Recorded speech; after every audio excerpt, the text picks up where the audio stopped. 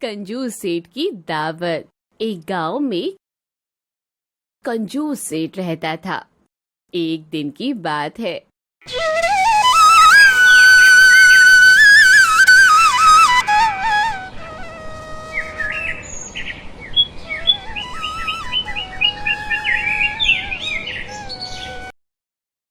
सेठ जी की पत्नी सेठ जी से कहती है, सुनिए जी, मुझे मंदिर जाना है पूजा करने।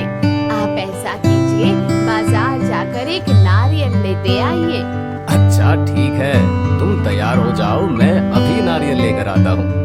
ये बात बोलकर सेठ बाजार की ओर निकल जाता है, लेकिन वो अपने मन में सोचता है, अगर मैं बाजार गया नारियल खरीदने तो बेवजह 50 रुपए खत्म हो जाएंगे। मैं ऐसा करता हूँ कि प्रधान जी के खेत में जो नारियल के पेड़ लगे हैं उसी पर से एक नारियल तोड़ के ले आता हूँ। मालती को क्या पता कि नारियल कहाँ से लाया हूँ। सेठ जी नारियल के पेड़ के पास पहुँच गए। पेड़ तो काफी लंबा था। सेठ जी जैसे तैसे पेड़ पर चढ़ तो गए और सेठ जी एक नारियल भी तोड़ लिए, मगर उतरने में उनको काफी परेशानी होने लगी। तभी सेठ जी बोले, अरे मर गया रे, ये मैं कहाँ चढ़ गया लालच में आकर। ये पेड़ तो काफी ऊंचा है, अब मैं कैसे उतरूंगा। हे भगवान मुझे बचाओ।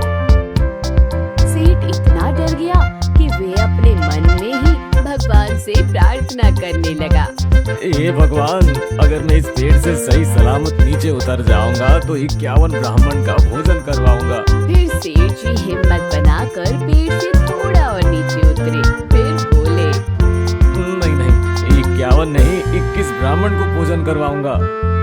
ऐसे ही करते करते सेठ जी पेड़ से नीचे उतर गए।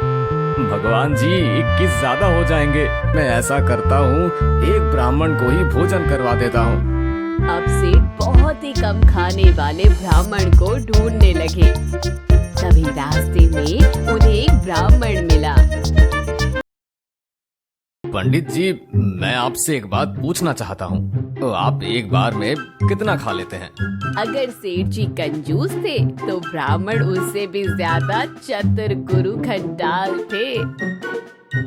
बस जजमान क्या बताऊं, अब तो मेरी उम्र हो चुकी है। थोड़ा सा दही चूरा और 2 पूरी मिल जाए, उसमें ही मेरा पेट भर जाता है।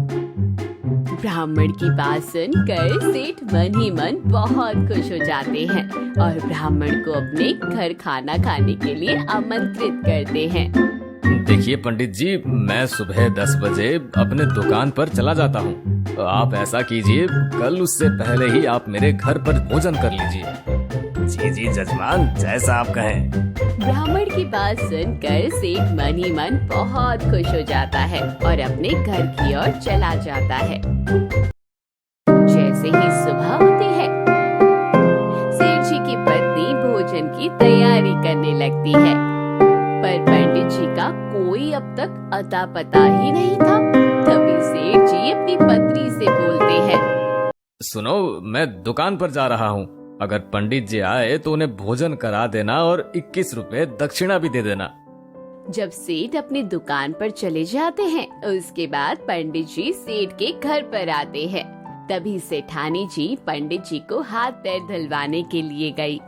तभी पंडित जी फूट फूट कर रोने लगे। तभी सेठानी जी भावुक होकर बोली, क्या हुआ पंडित जी? क्या बताएं सेठानी जी, आज के दिन तुम्हारी शक्ति लक्ष्मी जैसी सास की याद आ गई। बेचारी कितनी अच्छी थी। जब भी मैं यहाँ पर आता था तो हाथ पैर धुलवाने के समय मुझे 21 अशर्फियाँ दिया करती थी। पंडित जी की बात सुनकर बेचारी सेठानी भावुक हो जाती है और बोलती है, तो इसमें कौन सी बड़ी बात है पंडित जी? सासू माँ नहीं है तो क्या हुआ, मैं तो हूँ ना। इतना बोलकर वो घर के अंदर चली जाती है और 21 अशर्फियाँ लाकर पंडित जी को दे देती है। जब पंडित जी भोजन कर लेते हैं, तभी फिर से वो फूट फूट कर रोने लगते हैं। अब क्या हुआ पंडित जी आपको? आपकी लक्ष्मी स्वरूपा सास मुझे 101 अशर्फियाँ भोजन करने के बाद दिया करती थी। तो इसमें कौन सी बड़ी बात है? वे तो मैं भी दे दूंगी। सेठानी जी घर के अंदर जाती है और 101 अशर्फियाँ लेकर आती है और पंडित जी को दे देती है और पंडित जी अपने घर की ओर चल देते हैं। रात को जब सेठ जी अपने घर पर आए तब अपनी पत्नी से बोले, अरे सुनो मालती, पंडित जी आए थे क्या भोजन करने? हाँ हाँ आए हुए थे। मैंने उन्हें बहुत अच्छी तरीके से भोजन करवा दिया और वो बेचारे बहुत रो रहे थे। अरे लेकिन पंडित जी बार बार रो क्यों रहे थे? पंडित जी को बार बार सासू माँ की याद आ रही थी, लेकिन मैंने भी उन्हें दक्षिणा देने में कोई कमी नहीं छोड़ी। मैंने कहा उनसे कि सासू माँ नहीं है तो क्या हुआ, मैं हूँ ना। मैंने उनकी सारी इच्छाएं पूरी कर दी। ये कौन सी इच्छाएं की बातें कर रही हो तुम?